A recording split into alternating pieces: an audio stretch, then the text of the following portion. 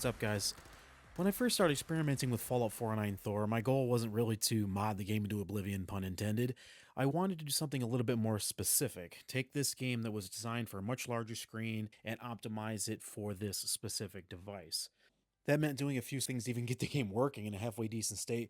So I will talk a little bit about balancing performance, stability, battery life, graphics, sound, second screen implementation for AYN Thor, but also most of this will carry over for other devices as well, so I'll save that till last.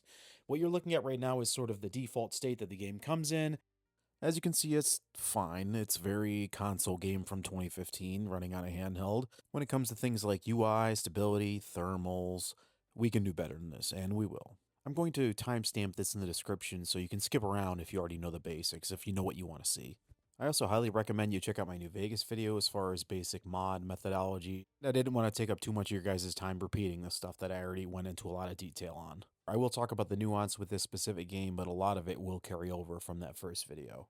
With that stuff out of the way, guys, let's get right into the sort of bedrock stuff here. So we're talking about settings, performance, thermals, and optimizations. Just get the game working in a decent way. Alright guys, over on device, after you install via Steam, I use GameHub Lite for one specific reason for the Bethesda games, and that is the specific manual install of redistributable components. The pre-install packages for these games aren't working perfectly, so you want to install these four components. The base should install on its own, but you want to install Mono, .NET 40, and Gecko via the install component section here at the bottom. That should get the game to actually launch for you. And now we're going to go on into the options setting and check out the graphics. First, I turn anti-aliasing off. It's not really viewable at the screen size anyway. I generally start at a medium setting, but you want to go into advanced, and these are the settings I have. Basically medium with a couple of things kicked down to low. You want to turn motion blur off. It's a pretty useless thing. With regard to wetness, that is one specific thing that we're going to get into later. I'm going to leave it on for now.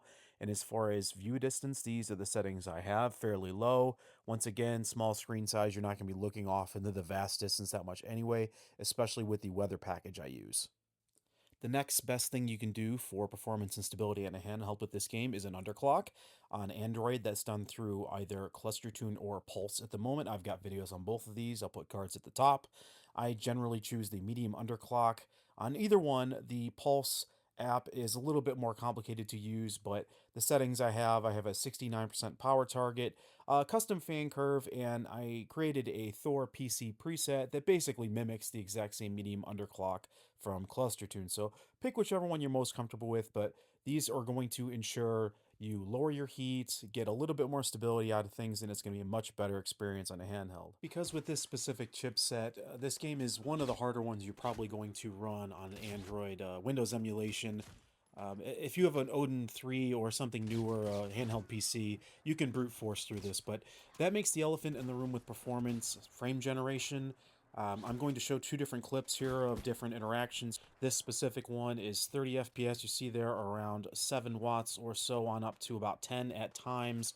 And then I'm going to show the same interaction again with frame generation turned on. This one really is up to you. I think it depends on the situation. This is a particularly good interaction where it felt pretty good with frame gen on. I generally haven't played this game with it on too much. The lag felt fairly noticeable to me. It kind of felt like I was streaming the game on a mediocre Wi-Fi, but maybe you're not that subject to that, so maybe it's fine for you. But for me, I kind of turn it on and off based on the situation, but it's generally off.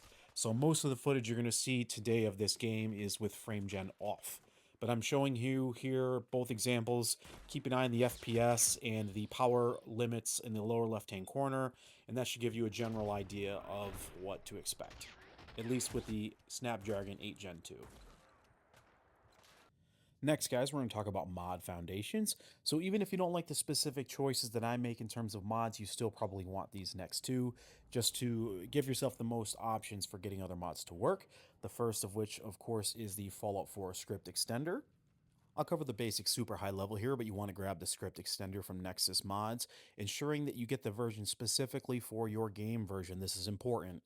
Once you have that unzipped on your device, you want to go on into Game Hub Lite or wherever you're hosting this, whatever emulator you're using, or within Windows.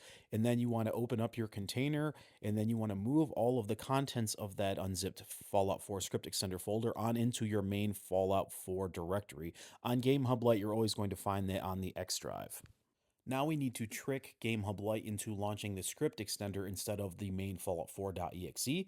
So what we're going to do is we're going to rename Fallout 4.exe to f4.exe, basically as a backup file, and then go to the brand new script extender.exe, and we're going to rename that to Fallout 4.exe.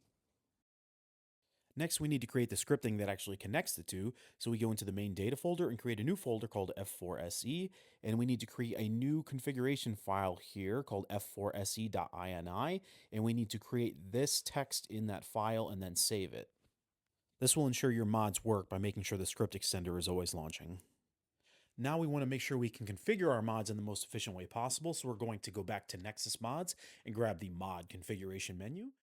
And then we're going to unzip that again and go on back into our games container within Game Hub Lite. Opening up that folder that you just extracted, you're going to find the mod configuration menu and a data folder. You can copy and paste that on into your game directory on the X drive and replace the original. Always make sure you keep backups of this folder, especially when you go and do any manual modding, though. You'll want to have started the game at least once by now to have generated these files. But once you have, you also need to go into the documents, My Games, the Fallout 4 file, and then open up the main configuration file. Once you have, you want to scroll on down to the archive area, and you want to add at the end of that these two lines of code. This will enable loose files, which will basically make it so the mod configuration menu will work without a specific mod file active that'll make it run. You can Google enable loose files Fallout 4 if you're curious. This should enable the mod configuration menu in game. If you hit start, the mod config should be at the top. Now you should be able to do any applicable customizations for any mods that allow you to do that. All right, guys, now we're going into the more visible handheld optimizations. In this case, I'm specifically talking primarily about UI and inventory management, a subject that I honestly didn't really care that much about, but once I got into it, I realized it made a considerable difference to the experience on a small screen. So I'm going to get into a little bit of detail on how to get that going. When it comes to user interface and HUD, there are plenty of things to choose from, but I personally use those from the Fall UI series. This one here is the inventory one, and as you can see here, you even get different categories within the Pip-Boy, so it just makes it so much easier to find things. And this carries over to containers as well, so it just makes it that much more time-saving, especially on a handheld. So for this mod, we're going to go back to Nexus Mods and grab Fall UI Inventory, download that to the handheld, extract, then you want to go back into the container. You want to go into the Fall UI inventory folder, grab these two folders here, copy and paste them into your data folder. You also want to go back into the mod folder, into the settings folder, grab the Fall UI ini. Once you copy that file, you want to go back into your game drive, go into the MCM folder within the data folder, then from there go into the settings folder and paste that ini in there. The color icons that you see here on the Pip-Boy are actually optional. You don't need them for Fall UI, but in order to get them, you need to first get the Fall UI icon library. We also want a Nexus FIS, the Fall UI item sorter. This helps us sort our inventory as well as assign icons to the appropriate items in your inventory. Once you extract those, you go on into the container, open up the icon library, grab the MCM and interface folders, and you want to copy and paste those into your data folder, once again replacing the two that already exist in there. Lastly, you need to go back into the Documents folder, into My Games, Fallout 4, and you'll see those two configuration files in there. We need to add one line of code to each. It is this B Pip-Boy Disable FX1. You need to add that to the top under the display sections of both. This effect basically forces the Pip-Boy to smash all colors down into one to get that unicolor sort of traditional Pip-Boy style. Next, we need to go back to the icon library mod folder, and we need to grab the settings file out of the settings folder, and then copy that and go back into the game drive, into the MCM folder, and then settings, and then paste that ini file in there. All right, guys, home stretch in the inventory, I promise. So now we need to go into the extracted item sorter folder and go into the FIS2 folder and grab these two folders, interface and FMCM, and then paste them into the data folder. And then we need to go back into the sorter and grab the ini files for this as well. You'll see under the settings, grab the FIS ini and paste that into the settings folder for MCM as well. All right, now in game, we want to go to the mod config menu. Because we moved all those configuration files around and enabled loose files, we should see all of this information here for the colored icons. And then if we are to go up to the inventory setting, there is a specific area for colors. The most important thing here is you want to make sure dual colors are turned off on both areas. And you want to scroll all the way to the bottom and set the specific RGB settings all the way to the right, all 255. And that should enable the colored icons for you. The mod that actually kind of surprised me the most here ended up being the Fall UI heads-up display. I really didn't think I was going to care about that, but it ended up being the most impactful kind of visual change for me, I think. It also was probably by far the biggest pain in the ass to get working the way I wanted. So this is what the standard HUD looks like.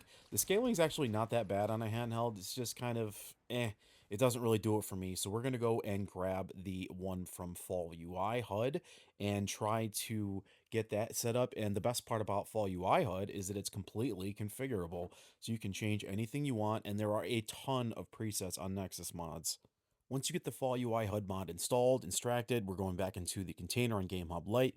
You want to go into the folder for the mod, open the Fall UI HUD folder, grab these three folders, and we are going to copy and paste them into our data folder on the game drive. Once you've done that, make sure you go and grab these two Fall UI HUD inis, copy and paste them into the MCM settings folder. That should be the end of it, but I actually ran into a ton of issues still at this point where I would go into the mod configuration menu for Fall UI HUD and basically had this big XML error that occupied the entire screen. So the only way I fixed it was actually going into the configuration file, basically deleting everything that was in there and pasting in these specific lines of code. And that should get it working for you if you run into the same problem that I did. That easy mode use layout equals SF handheld. That is your default setting, and that is my specific preset, which I'll show you in a minute. All you need to do at this point is download any Fall UI compatible HUD, copy them, and then go on into the interface folder within your game folder, then Fall UI HUD, and then paste them into the importable HUD folder. Any HUD layouts that are in here should show up for you with the MCM layout menu. Now in game, you go to the mod configuration menu, then the Fall UI HUD and layouts menu, and then this little sort of flash screen in the middle is where you select your HUDs. It's a little small on a handheld, and one thing I also discovered is it's not controller compatible, so you actually have to turn your controller off and do this part with a touchscreen mouse or a physical one. So that's one little annoying thing I discovered about selecting the HUDs. Once you select the HUD you want, you turn your controller back on, you exit out of this menu, and then you basically reload a save and it should apply for you. I personally went with Vault Boy's Starfield layout. There's just something really clean and modern about it that I really enjoy. But as you can see on a handheld, and this is a screen cap, it's just really tiny, especially when you're interacting with things like containers and doors and chairs. It's just minuscule. So I ended up spending the next several days sizing all of that up into a handheld variation of this layout. And then I went and did two color variants. I did a sort of a classic Fallout green and an amber style I'm calling Mojave, which is essentially like a New Vegas layout with a couple of accents. It's surprisingly difficult to account for everything when it comes to moving things around and increasing scale size, but I do want to try to make these available for you guys. I did contact the original mod creator. What I probably will end up doing is creating a public Google Drive with my configuration files that I edited, as well as these layout files for you guys. I'm not going to do updates, so don't be requesting I move or scale things around. You guys are capable of doing that, but I'm going to try to make these available for you guys.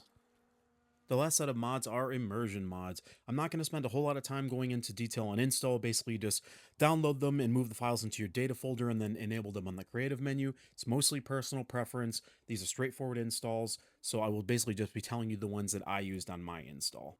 The first is True Storms, which gives this really awesome atmospheric weather.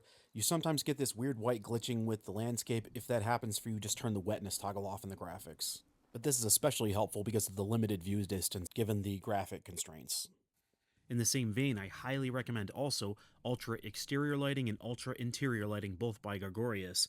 These are really great for making the game feel more modern in terms of a look and feel without being super taxing on a handheld like this. Next up, we're going to talk about sound mods, and sound mods are amazing for a handheld experience because they add a ton of immersion for hardly any overhead, if at all. The first one we're going to talk about is the bullet impact overhaul. This one really helps with the bullets whizzing over your head and hitting different textures, and it just sounds awesome.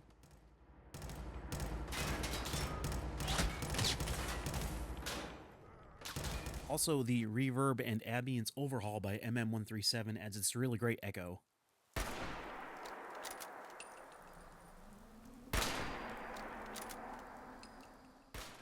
Last up today, guys, for the Thor users specifically, is the second screen implementation. I'm using Mechanord for this specific iteration, and I have a video on my channel already. If you haven't seen that, I will put the card at the top. So I'm not going to cover the informational too much on this one because I've already covered it, but what I will do is show you the specific profile I have for Fallout 4. Basically, I have three layouts within that profile: a default, which shows my ammo remaining, my health bar, and a little crosshair kind of zoom in mode. And basically on the lower right hand corner, I put a next layout button, and that will get me specifically to a zoomed in angle on the Pip-Boy, so I can get a much better view of that if I want to select something. And lastly is a zoomed in reticle, which actually is noticeably helpful when it comes to long distance shooting. I don't have this on all the time, but it's pretty amazing versatility when it comes to just wandering around, and it makes it feel almost like it was designed for this, especially if you look at all the other tweaks that we've been making along the way. So the sound, the UI, the HUD, the inventory, all of those things are really coming together, as you can see here, and it makes it honestly flow really well, to the point where I shot this footage for like half an hour and almost forgot I was making a video. So honestly, it's just a really interesting experience, and it plays quite well. So that's going to do it. I hope you've enjoyed the video today, guys. Thanks for watching, and I will see you next time.